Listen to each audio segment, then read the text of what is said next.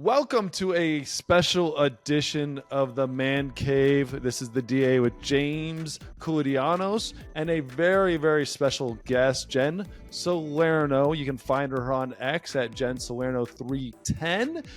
We are standing just outside of the Man Cave because obviously no girls allowed. Come on, this is all boys group here. But Jenn has been very gracious to spend some time with us, talk some baseball, talk some super fan stuff. So Jenn, thank you very much for coming on the show. Thank you guys. I appreciate it. So full disclosure, I found Jenn on Twitter, and like most men, when you're on Twitter, there's two things that catches your attention: sports and beautiful women. So I see, Jenn as I'm scrolling, but she actually has a lot of very smart thoughts about the New York Mets, my favorite team that I hate. And I texted her, and I sent her a direct message, and I told her, Jenn, just so you know, I have a beautiful wife.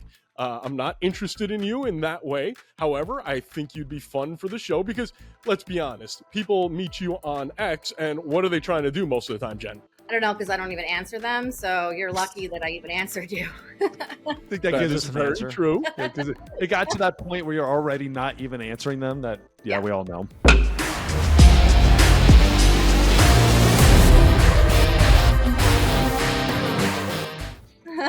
Well, Jenn, thank you for coming on the show. All right, so James obviously let us know how he found you on there. You're baseball, you're a super fan. Tell us about being a baseball super fan as a female on X. What is that world like for you? Well, first of all, every time you say the word super fan, a part of me dies inside. It is the absolute most cringe word, and I just think of those women who have like painted orange and blue nails and just weird shit like that. And so not a super fan. Okay. I'm a up-to-date fan. I'll say that. Okay. But yeah, I think it's a little bit hard because, like James said, I actually follow the team. Like I do know sports. So when I say things, people sometimes look at me funny, like, what is she talking about? But then once you get to know me, they're like, oh, wait, no. Like she actually watches every single game. She watches lots of sports. And I'm not just, I love Drew Smith because he's hot, but I also follow the team because I love baseball. So you're a Mets fan, just like I am, but you seem to be a little bit more optimistic about the team. I'm constantly shitting on them because that's all they do to me. They screw with my life. From Keith Hernandez to Lenny Dykstra, they are the devil. Would you like to tell me why you're constantly optimistic about the New York Mets? I think because they do little things like win 7 games in a row, and then all of a sudden they suck you right back in. But it's a roller coaster for sure. It's hard to be optimistic all of the time. I think maybe like June last year, I called it quits, but I still watched all the games in the back of my head, knowing that this was not happening. But that's what a fan does, right? You take it good and the bad. So I'm gonna still rock with them no matter what. So you live in Queens, right? So you're out there. Are you also a Jets fan too? Do you double misery? Like, is this? Oh, yeah, God. tough. A Jets fan, Rangers fan. I can't have happiness. Yeah, it's tough. I'm going to put Jenn to the test right now, see what a diehard Mets fan she actually is. Which relief pitcher has the record for most consecutive innings with an inherited runner without giving up a run? I have no idea, but I'm just going to say Familia. That is wrong. It's a bald David Aardsma. Yes. Well, you said it wrong, so that's probably the only reason you didn't know it. Most consecutive inherited runners unearned. Okay. Like they didn't score any runs. I don't even know what better. There wasn't innings. It's just that's the only reason. I mean, if we would have said it that way. Yeah. All right, let's be honest. Even though she loves the New York Mets, she still didn't know who you were, DA. It's okay. It was a flash. I was there for just a little bit. I was there. David Wright was there. Totally overshadows me. Yeah, I was going to say, in my defense, I think you were just like kind of quick, in and out, right? God dang, I've heard that way too much. God, that sucks. All right, so what is your problem with City Connect jerseys? Straight up, I'm going to ask. I just think all of the City Connect jerseys are just awful. There's none of them. You don't even like any of them. Not really. I think the White Sox, like is kind of cool. That one I don't hate, Gangster, man. but the rest of them are just stupid. It's a stretch, and they're like, "Oh, we made this gray because we wanted it to be the concrete." No, you didn't. You just picked gray. Like it makes no sense, and they just really kind of grasp at straws when they're trying to defend themselves on them. The last ones that was was it the Twins that had Minnesota, the blue? I think, was the last one. But The the blue, water? the lake, and this is No, Prince's nobody. like favorite thing. And Right. But if they made it purple, maybe I would have understood. Okay, Prince, Minnesota, I got it. But they literally said blue, and we'll just say it's water because we have a lot of lakes around here. Nobody looked at that, and that's what they thought of that. Nobody. So I just think they're a stretch. They're pretty stupid. yeah, The Mets one's like, I don't hate them as much as I did when they first came out. Just now that I've seen them wearing them a few times. And I kind of like the gear that goes with it a little bit better than the actual uniforms. But yeah, no, I'm just not a fan. I like the traditional uniforms. I don't like when they mess with them and pinstripes, and that's it. I don't mind the Mets one. It's grown on me. I do hate though the trend of just darker and darker, and now and they're wearing these things at home, and it's always a dark jersey. Then you have the other team coming on the road, and they're wearing dark jerseys. It's like, where's that? I don't like the Giants. I don't mind the Golden Gate Bridge.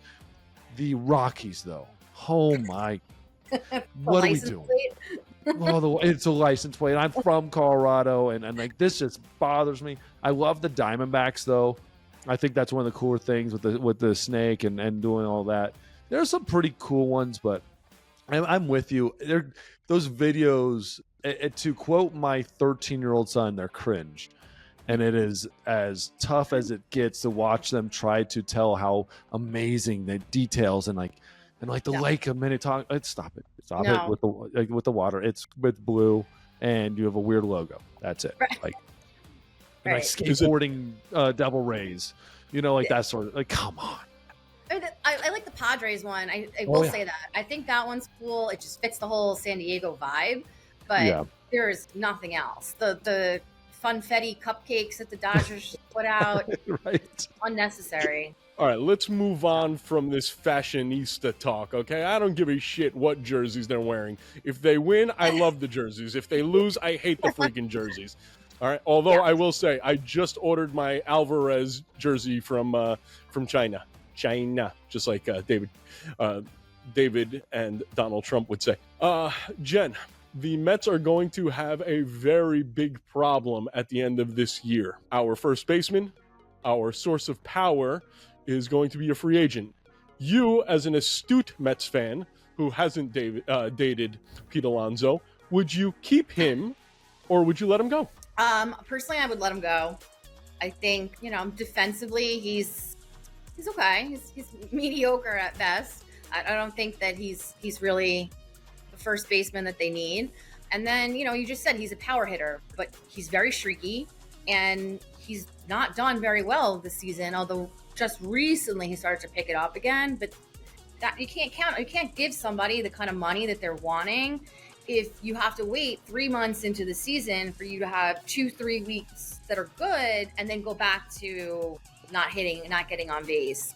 So to me, let him walk. He wants way more than he's worth, in my opinion. How do you build an offense then, right? Like that's the thing that the Mets they've kind of been lacking a little everything at times here and there. They're playing great now, baseball now, and with a very super high top level league or top heavy league, and everybody else is mediocre and then bad. They're going to have a chance. But how do you build an offense then when you're looking at this team and you're looking at Lindor, who until now has been very kind of mediocre as a Met, and then what? Then what? You got a guy that gets on base with Jeff McNeil, and then where's your offense? Jeff McNeil does not get on base. No, in the past. In the past. Offensively, I think that has been the offense has been their biggest issue for a few years now, to be honest. Yeah. And I don't think you're going to build an offense if you don't change the key pieces. And their hitting coaches have stayed the same the last couple of years. Nothing has changed. Offense hasn't really changed. And I personally think that you have to start from the ground up, and you got to start a whole different approach, because what they're doing right now is not working. Jeff McNeil has his own issues. He swings every day like he's out on the golf course out there. But I feel like maybe a different hitting coach would be like, bro, let's get it together here. Stop playing golf and start working on leveling out that swing instead of hitting it off the tee. But I don't think you're going to have any offensive changes if you don't start there. Okay, so if you could have one player in baseball, who would it be? For offensive purposes? Yes. Honestly, I don't think we even need to go outside. I think Alvarez is going to be that guy. I think Lindor could be that guy. I just don't think process that's around them right now is what they need. But I don't even think they need to look outside of what they have. So that's hard for me when I'm looking at this. Oh, go ahead. Sorry. Start say, again, Jim. I will beat David to a bloody pulp if it means that Juan Soto will come to Queens. I will kidnap David's children. Have that conversation. That's not happening. You're delusional. Sorry. I'm delusional? Excuse me? What? Yeah. Who invited this girl on the show? You're calling me delusional on my show? Juan Soto is not coming to Queens. First of all, he's going to go wherever the highest bidder is. There's no question about that. And who has more money than Uncle Stevie? True, but David Stearns is now pulling the strings, and I don't think he's going to let him spend as freely as he was able to in the past because he got burned. Scherzer, Verlander, like that, they're still paying for that. So Juan Soto's not coming. Move on. Let's pick somebody else. Sorry. I just have a hard time when the idea of an offense for a New York Mets team who's going to spend money, who has spent a lot of money. They're 18th in pitching, 11th in OPS and hitting. Like they're not breaking waves. They're not making waves. They're not going anywhere. Not going anywhere necessarily positive, right? And then you're going to get rid of your biggest OPS threat, right? Your biggest guy that produces for you. Like if they're not going to sign him, they're going to spend a lot of money. The problem is when we talk about Alonso versus Soto's going to get a lot more money than Alonso, and the Mets might try to go spend that money. So to me, it's a problem of if you're going to restart this thing, restart it. Do it, restart it. Don't sit here and then constantly flounder, and then we're going to have the same question every single year, right? Restart it, and that's my problem with the Mets. And I know James. I definitely agree with that, and I felt like that early in the beginning of this year when they were just absolutely shitting the bed every single day, and it just kind of went back to the trade deadline last year. Okay, so you kind of half did it, right? You dumped a few people. You said this is not a full rebuild. We're still going to be competitive, and then you put out absolute dog shit for the first couple months of the season. So that's where I was like, well, if you're going to do this, you need to burn it to the ground and start again. But then they go on a winning streak and you're like, all right, well, maybe we can do this with what we have. And that's why it doesn't get done. And either they have to pull the trigger and really just get rid of everybody and start from scratch, or you got to go all in. But the problem with the Mets is that they're always kind of like halfway here, just halfway enough. there, and that's why they don't get anywhere. They're just enough to one way or the other. I look at this the same as the Cubs from last year, where they needed to pull the trigger on some trades, get rid of some guys, and then rebuild. Because look at them now; it's the same thing as the Mets. They're a couple games below 500. They're competitive enough, but they're not going to make waves. Right. So my final question for you, Jen. Yeah. Who is the most interesting baseball-related person that has tried to slide into your DMs? I've had a few. I've had a few. I have to say I'm a big fan of Aubrey Huff's game. He's good. He's not getting any, but I got to give him a lot of credit. He's pretty relentless. Good for Aubrey. Yeah. Shooter's got to shoot, apparently. Interesting ones over the years. All right, I got a couple more. I got two more. Did you go to London? I did. Okay, yeah. Tell us about the London series, and then tell us about, I saw that you went to Texas, too. So with that, tell us about the London series, and then what's your favorite road ballpark? Ooh, okay. London was really cool. It was a very different experience because the stadium is obviously not built for baseball. It's a soccer stadium. So it had some interesting views, and depending on where you were sitting, you didn't really feel like you were part of the game, but the vibe was awesome. Like I haven't been to a packed game like that in a really Yeah. long time. It was a lot of Phillies fans. I was shocked at how many Phillies fans there was there. And I happened to be sitting in a section that was basically all Phillies fans, literally right behind the Phillies bullpen. I had no idea that that's where my seats were. So it was not a great situation for me, but it was really cool. And I would definitely go back and do it again, but make sure I checked out where the seats are next time. But yeah, it was a cool experience. And yeah, there was a lot of British fans there. I was actually surprised. I mean, they didn't know what was going on. They were wearing whatever random baseball team jersey that they found on sale at their TJ Maxx. You know, they had no idea, but they were into it. So that was kind of cool to see that baseball is, you know, sort of taking off over there as well. So I think that they have a really good opportunity to make some moves over there in the future. Yeah. And then not even a week later, I was back on the plane to Texas. I'm actually trying to hit all the ballparks, and I'm almost done. So Texas was one of the last couple. I'm going to also see Anaheim and Oakland this year, and then I'll only have Minnesota left over. So I'm almost done. Yeah. I Maybe really you'll see the City Connect. Yeah, maybe. I really like Texas. I had heard that it was a cool ballpark. I was not disappointed at all, and I just love Texas, so it was great. Yeah. It was a great time. All right, what's your favorite road trip? Favorite road ballpark? My favorite in terms of just like the atmosphere, I think, is San Diego, Petco.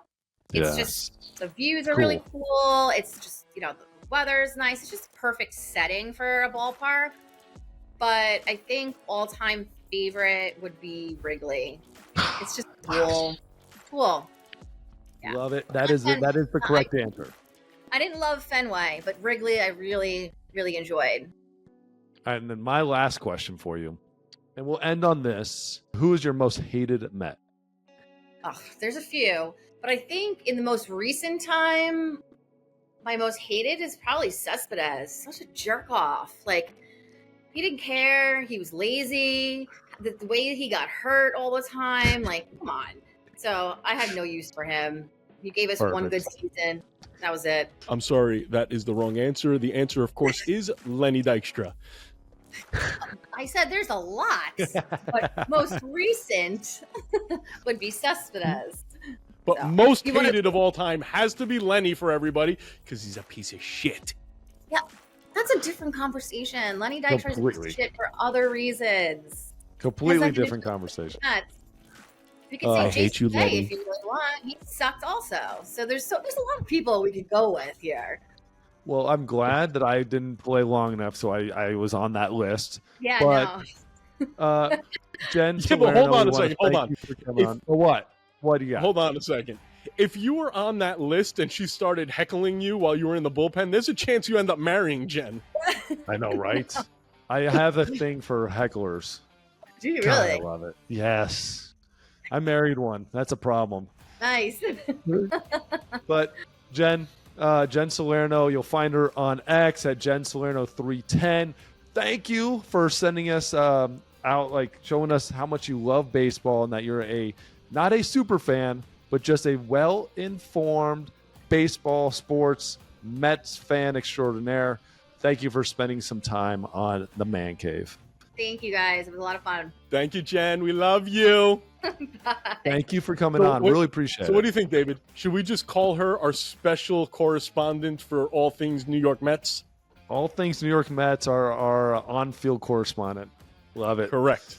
Love it. Yes. All right, So if Jenn. anything cool happens, anything fun Mets stuff, maybe we'll have you on, or whenever you want, just jump on and let us know. Yeah, sounds good. Thanks, guys. Really appreciate Bye, it. Jenn. All right. Bye.